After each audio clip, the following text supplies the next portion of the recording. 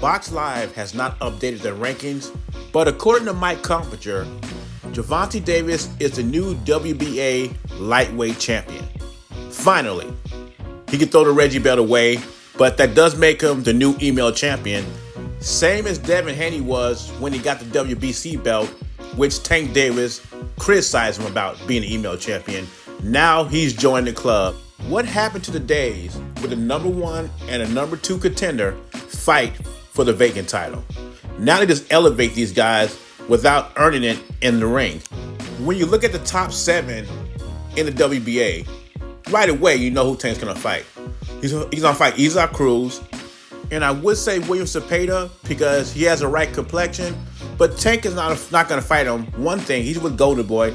Another thing, he's gonna be a tougher fight than an Isaac Cruz. And another guy I see him fighting out of that top 7 is Rayo. And the wild card of the bunch, the third one that might get a fight out of Gervonta Davis, Abdullah Wahid, is probably Frank Martin. Not because they're with the PBC, but that is a big plus because the fights are easy to make. But I just think even Lomachenko at the age of 34, 35 would be a very tough fight for Tank. And William Cepeda, who throws 1,000 punches a fight, they would be very formidable opponents for Tank. I'm not saying Tank cannot beat those guys, but they'd be very risky fights. And that's what Mayweather Promotions and PBC do not want, those problems for Abdullah Wahid. And when you think about it, what does the PBC have left? Wilder is exposed, Spencer's exposed. They have David Benavidez, but David Benavidez is not a star yet like Gervonta Davis, who does well at the gate. So I think Gervonta Davis, aka Abdullah Wahid, stays protected in that bubble wrap. Absolutely. You don't understand, bro. I'm a true king. I'll die for this shit. You hear me? Yes, sir. I'm a born king he made, bro. And that's the difference. That's just the difference. That's just the difference. Because if not, it would have been going on. And keep in mind, I don't have nothing against this man, bro. Like, I wanted to say I fought the best. I want to say I fought the top names and stuff. And that's what it's all about. That's a born champion. And I've seen certain things. You know what I mean? But you know, we'll see what happened though, because we can still fight if we want to. Now, listen, yeah, you never know what's going to happen in the future, but we had both signed contracts to announce the fight that night. So, obviously, subject to everybody winning. I've been speaking to His Excellency non-stop to decide what we're going to do.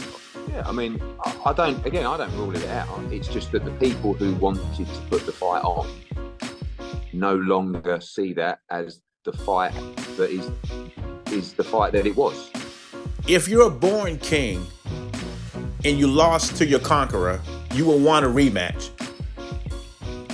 Deontay Wilder does not want to even see Joseph Parker again. Matter of fact, Wilder says he's cool with losing to Parker 1,000 times. In his words, Parker is a very nice man. I wouldn't mind losing to him 1,000 times.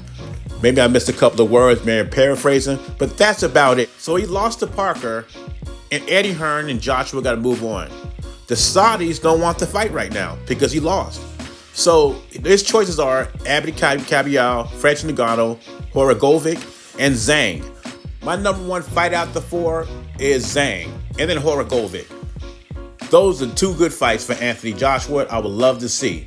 You know what's funny about these Wild supporters? They say something like, well, why did Anthony Joshua need a tune-up fight against Wallin, and why they have to do a doubleheader? Why couldn't they fight December 23rd? And then Wilder says, well, I had a long layoff, my time was off, I was rusty. Those have been the same excuses he would have used if they would have went with the Joshua fight and if he lost. I mean, the number 1 excuse would have been that I lost my killer instinct. That's why Joshua won, and I'm ready for the rematch. But if he would have fought Joshua the same way he fought Parker, he would have got knocked out. I mean, if you didn't have the timing in the Parker fight, what makes you think your timing would have been better fighting Joshua? Wilder says he wants to fight the best. He's never wanted to fight the best. And it sounds like Wilder, he says he's financially secure. So what's the rush of fighting Joshua? This dude wants Joshua to fight him after a loss. Joshua would get no credit for it. Plus, the money's not the same after you lost. I don't see why. He said he's a born king, right? He says, I'm a born king.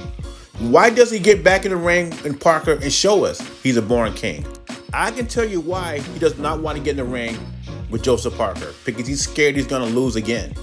I mean, how many times we've seen AJ go in a rematch after losing? The guy falls and get back up and go in the ring, win, lose, or draw. He fought Usyk twice in 2 competitive fights, and he lost. He fought Andy Ruiz after being stopped by Andy Ruiz, got back in the ring and regained his title. So if Wilder really wanted the Joshua fight, if he really want to fight the best, he'll go back in the ring and fight Joseph Parker. And another thing, when he says things about being a made king and a born king, he's really talking about himself. Because we know, everybody knows in the boxing world that Deontay Wilder was a made king. How are you going to get dominated in the fight? You didn't hold up your part of the bargain, and the other guy hold his part of the bargain up and won his fight, and you're going to claim he's scared to fight you after you lost the fight. You want him to fight you after a loss. Sounds like a money grab from the made king to me. I mean, he doesn't even want a rematch from the guy that conquered him, that dominated him. Leave your thoughts and comments below. JBZ, I'm gone.